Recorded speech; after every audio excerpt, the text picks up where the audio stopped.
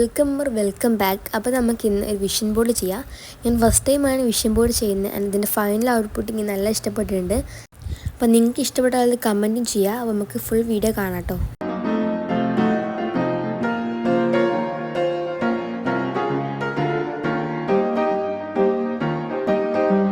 ഞാൻ 3 പേജിലാണ് പ്രിൻ്റ് എടുത്തിട്ടുള്ളത്. അത് നോർമൽ പേപ്പറിലാണ് എടുത്തിട്ടുള്ളത്. നിങ്ങൾക്ക് വേണമെങ്കിൽ മറ്റേ പേപ്പറിൽ കൊടുക്കുക കേട്ടോ. അതും ഞാൻ അതെങ്ങനെ ചെയ്യേണ്ടതെന്ന് കാണിച്ചു തരാം.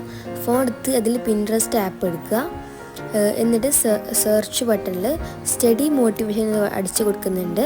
എന്നിട്ട് നിങ്ങൾക്ക് വേണ്ട പിക്ചർ എടുത്തിട്ട് അതിൽ 3 ഡോട്ട്സ് ഉണ്ടാവും. ആ ഡോട്ട്സിൽ ക്ലിക്ക് ചെയ്തിട്ട് ഡൗൺലോഡ് ഇമേജ് എന്ന് പറയുന്ന ഓപ്ഷൻ എടുക്കുക. അപ്പോൾ ഇത് ഗാലറിയിലേക്ക് നേരിട്ട് പോകും. എന്നിട്ട് ഇങ്ങനെ റൈറ്റിങ്സ് ഒക്കെ നിങ്ങൾക്ക് വേണമെങ്കിൽ അതും ഇതേപോലത്തെ 3 ഡോട്ട്സ് നോക്കിയിട്ട് ഡൗൺലോഡ് ഇമേജ് എന്ന് പറഞ്ഞിട്ട് ഗാലറിയിലേക്ക് പോകും.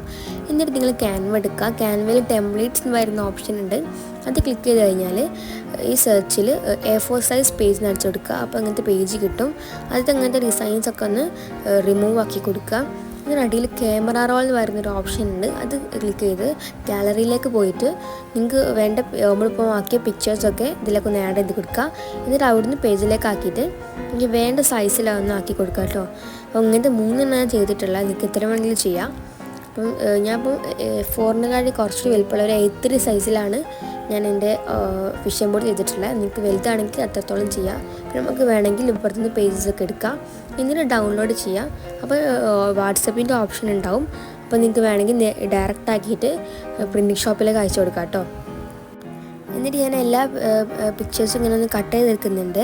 പിന്നെ നിങ്ങൾക്ക് വേണമെങ്കിൽ ക്യാൻവയിൽ തന്നെ എല്ലാ പിക്ചറും വിഷൻ ബോർഡ് പോലെ ചെയ്തിട്ട് അങ്ങനെ പ്രിൻ്റ് എടുത്തിട്ട് ഒരൊറ്റ പേപ്പറിലാക്കിയിട്ട് വെക്കാം.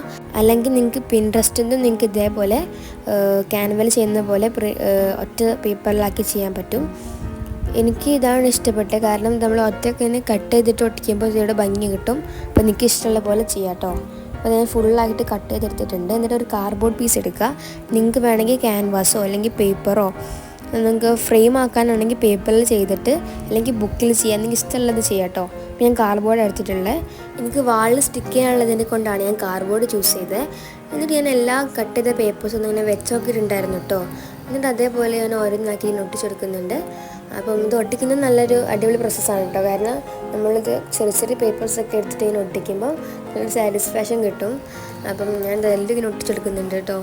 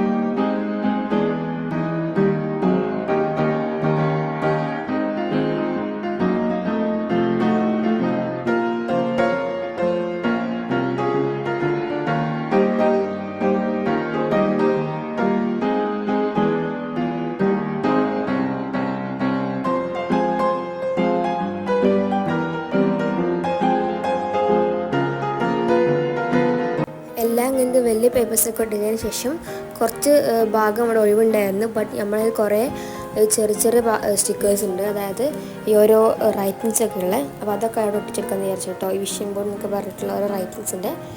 അപ്പം അങ്ങനത്തെ തന്നെ കുറേ ഓരോന്നിനും റിലേറ്റ് ആയിട്ടുള്ള റൈറ്റിങ്സ് അതിൻ്റെ മുകളിലായിട്ട് ഒട്ടിച്ചെടുക്കാം കേട്ടോ.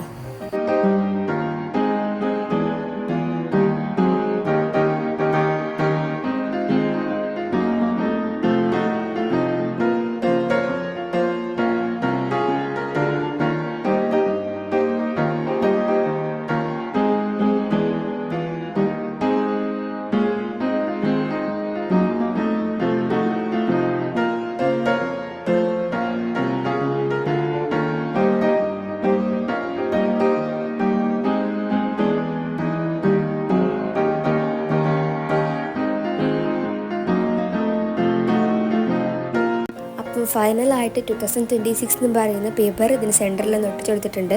അപ്പോൾ ദ ഫൈനൽ ഔട്ട്പുട്ട് ഇതാണ്. ഇഷ്ടപ്പെട്ടാൽ ലൈക്ക് ഷെയർ സബ്സ്ക്രൈബ് ചെയ്യുക. വാളിൽ വെക്കുന്ന പിക്ചർ ഇതിൽ കൊടുക്കാം കേട്ടോ. അപ്പോൾ ഓക്കെ ബൈ.